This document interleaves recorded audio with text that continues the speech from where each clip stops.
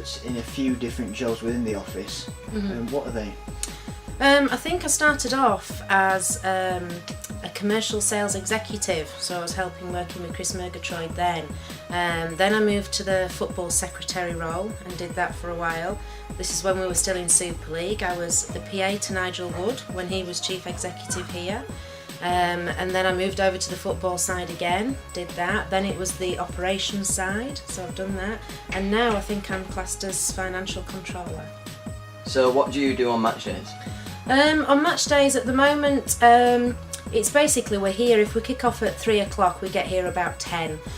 We need to make sure that the hospitality room is set up, the table plans, the menus and everything for the sponsors. You need to make sure the dressing rooms are all kitted out, the kit men are here. Then you need to manage the turnstiles with all the staff there, so you send them out. When the game kicks off, your staff start coming back in with all the turnstiles which need to be reconciled, the money sent away, sorting out things on a match day. For example, if a player needs an ambulance or something like that, it's all different things that can go on. And then basically at the end of the game, you're rushing back over to do all the presentations and sort that out with the players and making sure everyone gets fed. And have you got any memorable stories from some of the match days in the past? Oh, lots and lots, but I don't know if I could tell any of them on here. We keep saying that somebody like Dave Fleming and myself should write a book, because the amount of stories we can come up with.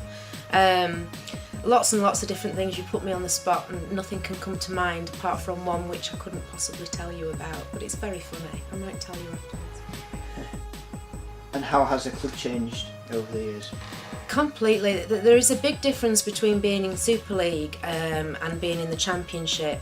But to be honest, I mean, I started just as we were moving down to the Shay, so I've known from when we first came down here to how we are now with, we're just having 2 small stands and no terraces, to be honest. But I mean, my job, as I say, doesn't change in or out. Without the rugby side of it, it's very much similar from day to day.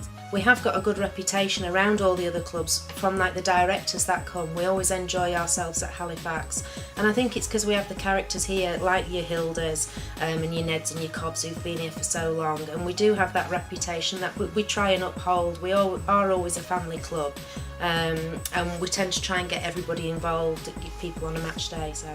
And how important is that for the club?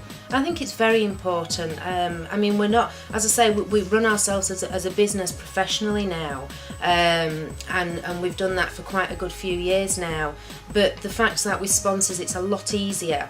If a sponsor's been to visit you, it's not just you giving them a nice meal on a match day and they're there for a presentation, they watch the rugby. The fact that they get to meet a player, which you can't do at a lot of clubs. The players go in, sit, have a drink, have a chat with them. It's so much easier the day after to ring them up and get them to rebook again. And we do have that reputation that we keep up with, and it makes it a lot easier.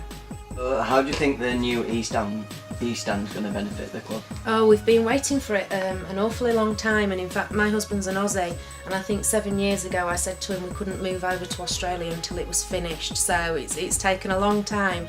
But the opportunities that it has for us, we operated last year out of a porter cabin, and I think it says a lot about the club that we had a porter cabin for hospitality but increased our sponsorship last year because we look after people so well. But that just gives us some fantastic possibilities. You've not just got a dining room now, you've got players' bars, which we've not had for the last sort of 3 years. You've got the executive boxes. It can take us to the next level.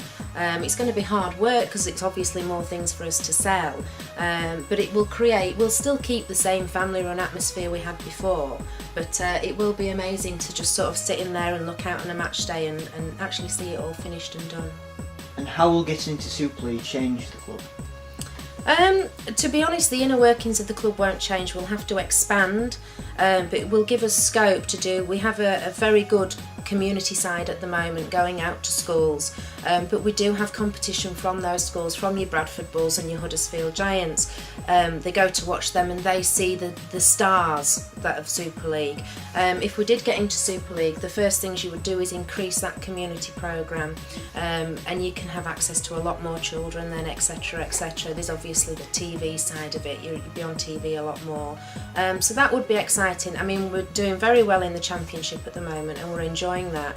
And I think we've done it the right way in concentrating on a 3-year plan to build up to it, because we know what we need to do if we're in Super League, we know what we need to change, and the step up will be quite easy for us to do because we know what we have to do. So it will be exciting, and it's a challenge that we'll face well. I'm going in for